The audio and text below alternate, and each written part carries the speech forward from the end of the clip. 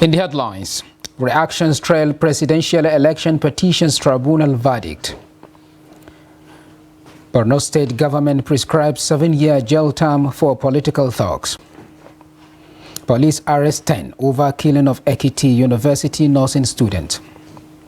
And away from Nigeria, Rwanda police arrest suspected serial killer after finding bodies in his kitchen. Hello and welcome to Trust News Update. I am Abdurrahman Umar. Thanks for joining.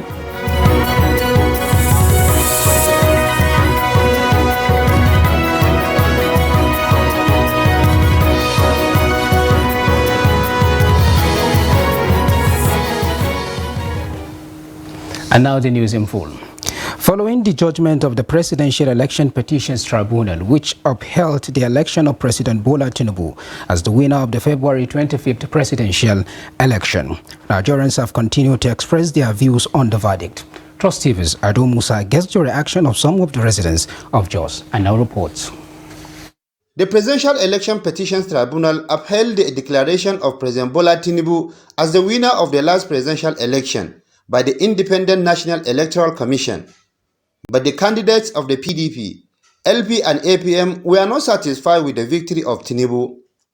This development has left many Nigerians expressing their views on the subject matter. To some residents of Jos, the outcome of the tribunal is not surprising, as the verdict was expected even before the judgment day. Well, from the judgment that was just passed by the tribunal, actually it didn't come to me as a surprise because of the previous experience of tribunal judgment of this magnitude of the presidential election. My advice to Nigerians is to move forward. The deed has already been done. We need to move forward. We still have ends to be met and our life have to continue. Our leaders, God knows why they are there, so we need to support them and move forward. I feel it's expected because to me the evidences were not concrete enough. Personally, my own opinion. The main candidates of the opposition parties, Atiku Abubakar and Peter Obi, have since rejected the verdict of the Presidential Petition Election Tribunal. Ado Musa, Trust TV News, Jos. Residents of Bauchi State have reacted to the verdict of the Presidential Election Petitions Tribunal, expressing mixed feelings about the ruling of the tribunal. For some, despite the outcome, the petitioners should put Nigeria first and discontinue further legal pursuits in the interest of nation building. Trust TV's Adamu Imam files in the report.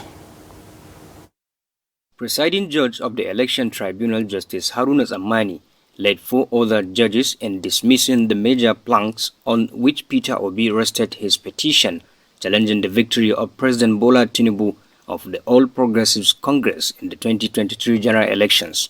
In Bauchi State, residents have been reacting to the verdict of the tribunal. As citizens of this country, we know what we are going through.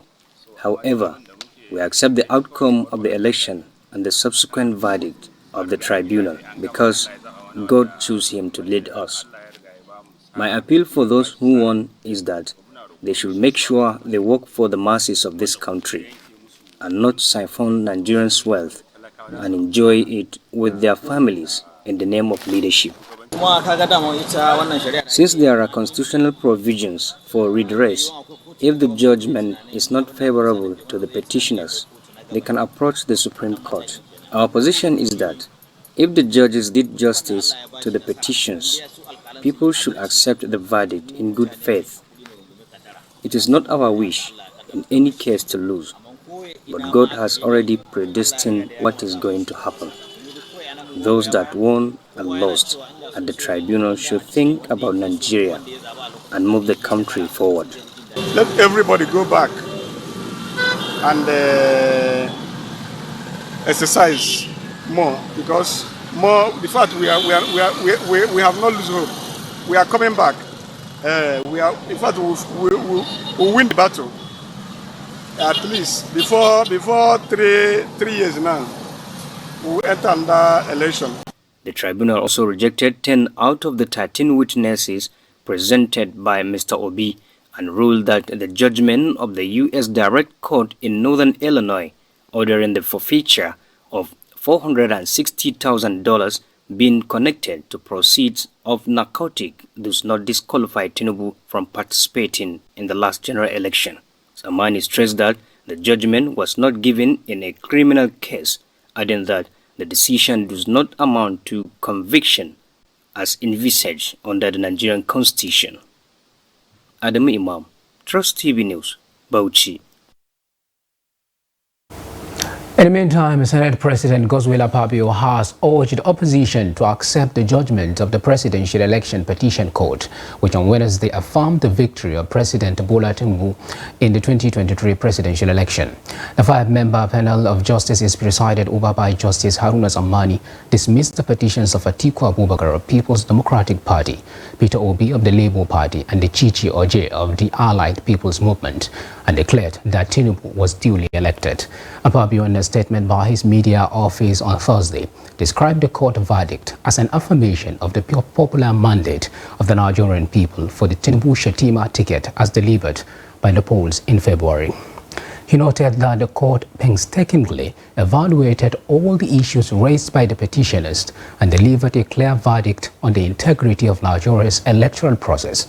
Akpabio therefore urged Atiku, Obi and all Nigerians to support the Tinubu government in its drive to deliver the renewed hope agenda of the ruling All Progressive Congress, APC.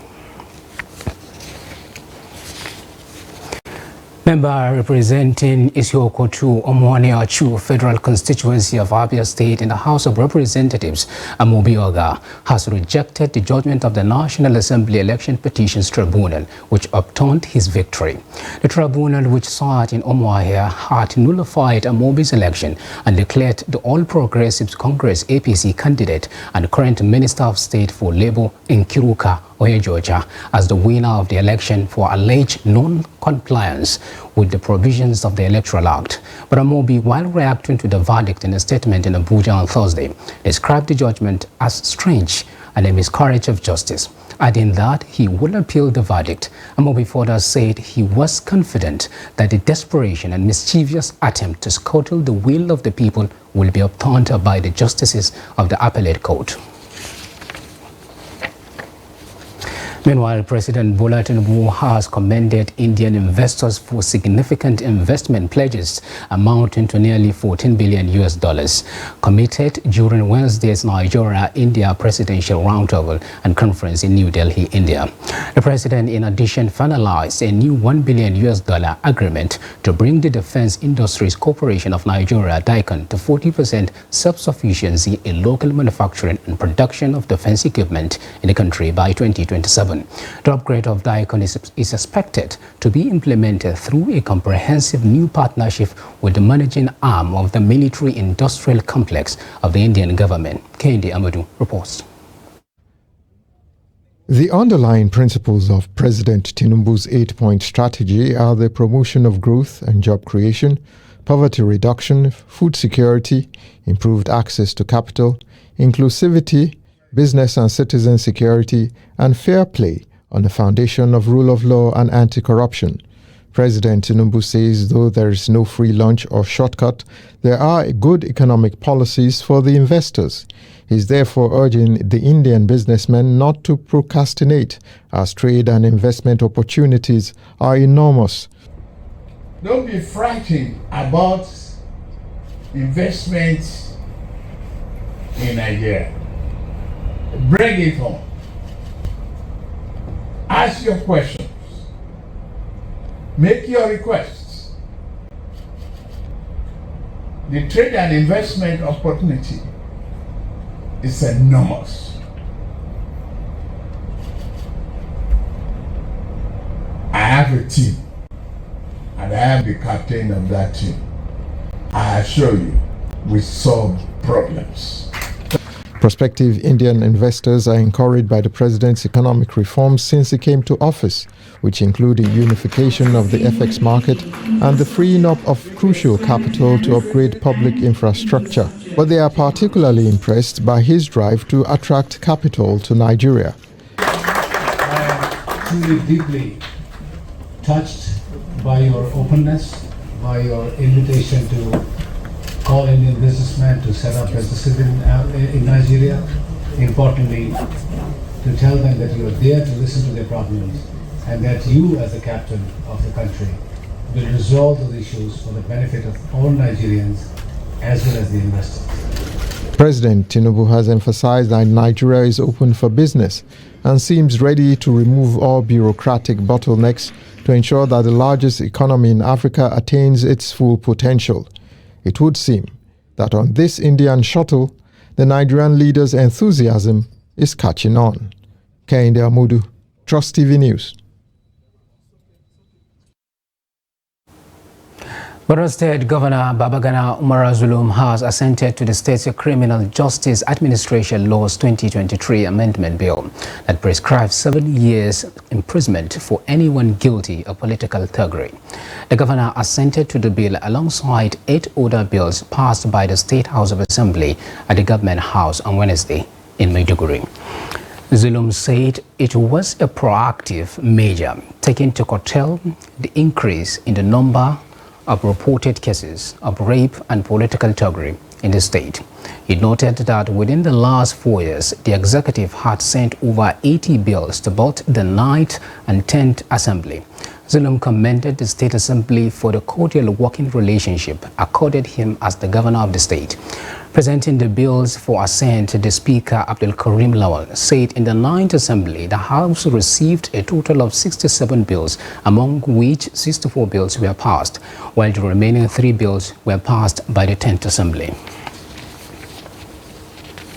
The Ekiti State Police Command has arrested 10 suspects in connection with the killing of a 200-level nursing student of the Federal University, Oye Ekiti, FOA Atanda Modope Deborah, by unknown persons. The command spokesman, DSP Sunday Abutu, told the newsmen on Wednesday that the suspects are in custody undergoing investigation. Abutu said the body of the late Deborah was found in a shallow grave at a distance of about 30 meters behind the nursing lecture hall. The Commissioner of Police Ogundare Dare vowed that the command will do everything possible to unearth the identities of the perpetrators and ensure they are made to face the full wrath of the law. Deborah was reported missing on Monday after she went to read at night but did not return.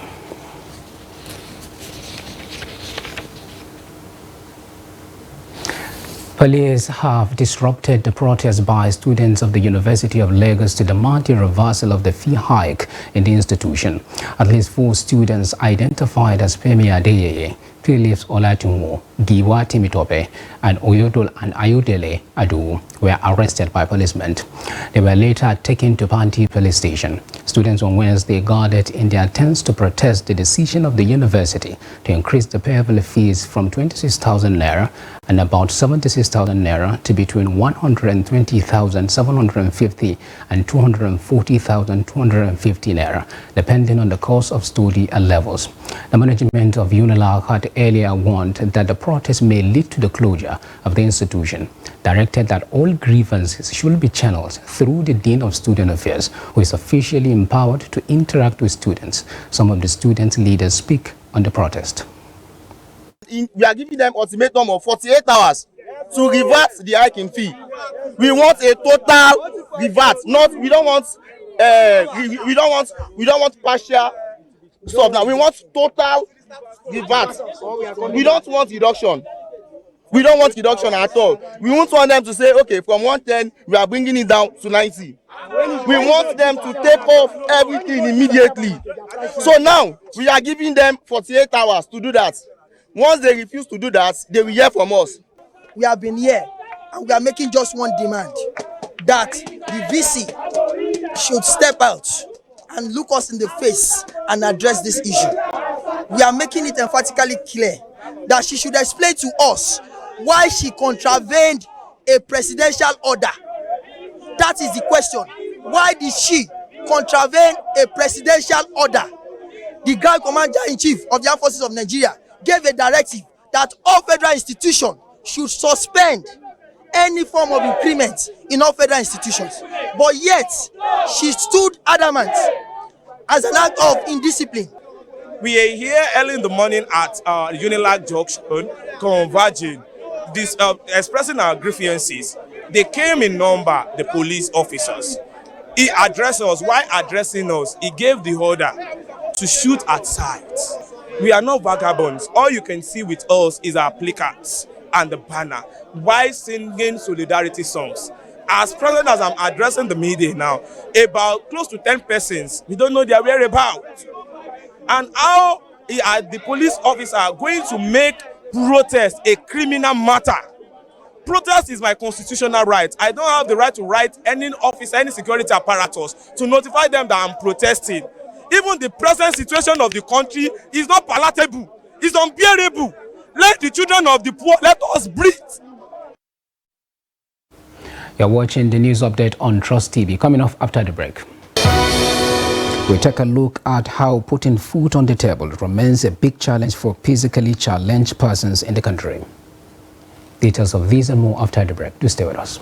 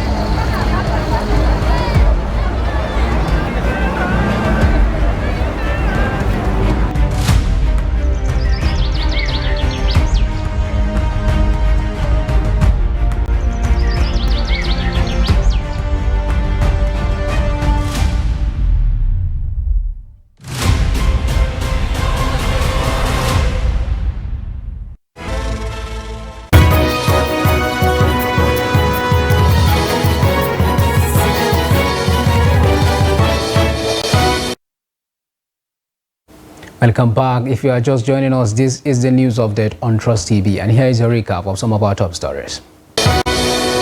Reactions trail presidential election petitions tribunal verdict. And Borno State government prescribes 7-year jail term for political thugs.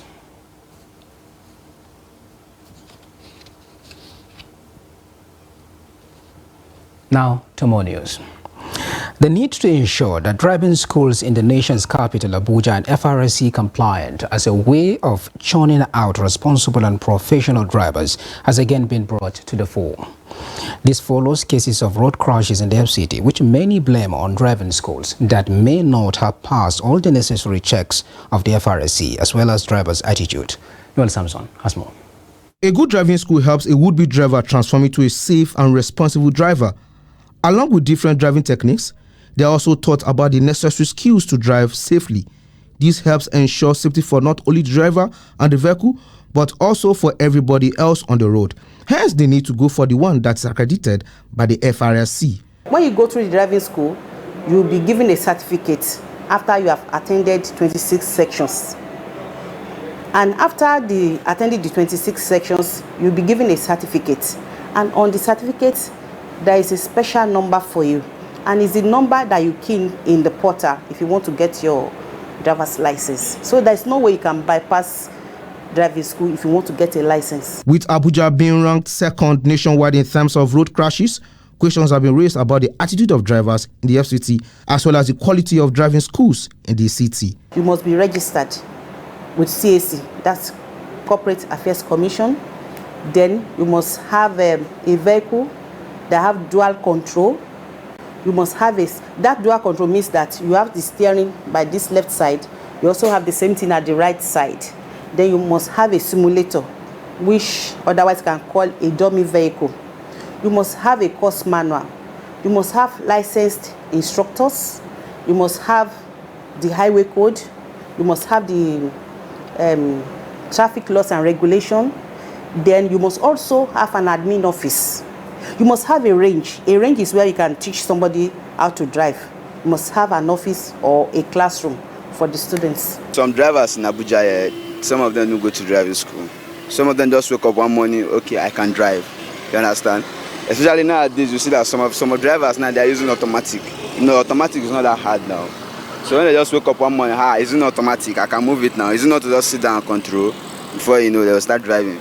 So the reason why you see some accidents now is that they didn't go through. It's not that they cannot drive, they can drive, but they didn't know the basic in that driving. Driving a car can be intimidating at first, but attending driving school gives you the tools and knowledge to feel reassured behind the wheels. Noel Samson, Trust TV News, Abuja. People with special needs are among the hardest hit by the economic crunch in Nigeria, which was triggered by the removal of fuel subsidy. To many, the struggle to put food on their tables remains a top priority while foregoing other social responsibilities and necessities. Abdullahi Ahmadi meets some people with special needs in Mashi local government in Katsina State who shared their experience. Take a look. Even though some of these people with special needs struggle to make ends meet, their major life dream is to have a tricycle to ease their difficulties of movement. Their difficulties has been made worse with the recent fuel subsidy removal, which affected the standard and cost of living.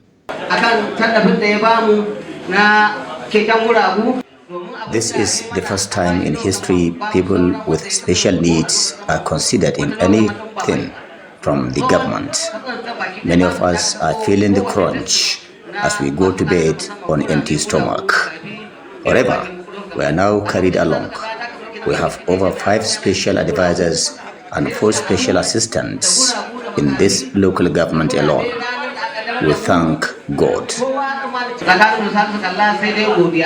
For this vulnerable group in Mashi, it is a dream come true that the local council distributes 10 tricycles and other food items to ease some of their difficulties. This gesture comes at a time when the harsh economic realities is biting hard, not only on the people with special needs, but the generality of the population. The people with the special needs and also they belong to this local government area. As government, it is necessary, it is sine qua non for us to come up with the program that will take care of them. Not only the government, it is necessary for any other individual within and outside our society to look after the need of these people. Public commentators suggest the immediate implementation of more measures to cushion the effects of the current economic difficulties. Abdullahi Izumayamadi, Trust Television News, Katsina. And now away from Nigeria, the police in Rwanda have arrested a man after more than 10 bodies were discovered buried in a hole in the kitchen of his home in the capital, Kigali. Police said on Wednesday that the 34-year-old suspected serial killer had lured his victims from bars to his rented home in Kichurukuru, a Kigali suburb. Local media said more than 10 bodies had been found, and a source in the Rwandan Investigation Bureau, RIB, told AFP anonymously that the number of victims so far was 14. The suspect had initially been arrested in July on suspicion of robbery and rape, among other offenses, but was granted bail due to a lack of evidence. Investigations continued, however, and he was rearrested on Tuesday and his home search, leading to the discovery of the bodies dumped in a pit he had dug in his kitchen. Moringara said the suspect had confessed during interrogation to the killings and that preliminary investigations had found the victims were male and female. And now finally on sports news, Nigeria forward Victor Boniface has been nominated for the Bundesliga Player of the Month award for August. Boniface will battle Bayern Munich duo Hurricane and Alphonse Davies, Wolfsburg striker Jonas Wind, Union Berlin's Kevin Behrens and RB Leipzig defender Benjamin Henrich for the award. The 22-year-old scored 2 goals and provided 1 assist in 2 appearances for Leverkusen in August. The striker is also in the running for the Bundesliga Rookie of the Month award. Nigerian-born goalkeeper Noah Atubulu and RB Leipzig's Xavi Simons are the other players nominated for that award. Boniface has so far scored 4 goals and registered 1 assist in 3 league appearances for thy weaker self. And with that, we have come to the end of the Trust News Update. Do not forget to follow us across all our media platforms and our YouTube live stream for more news and programs, as well as documentary. I am Abdurrahman Omar. Thanks for watching and bye for now.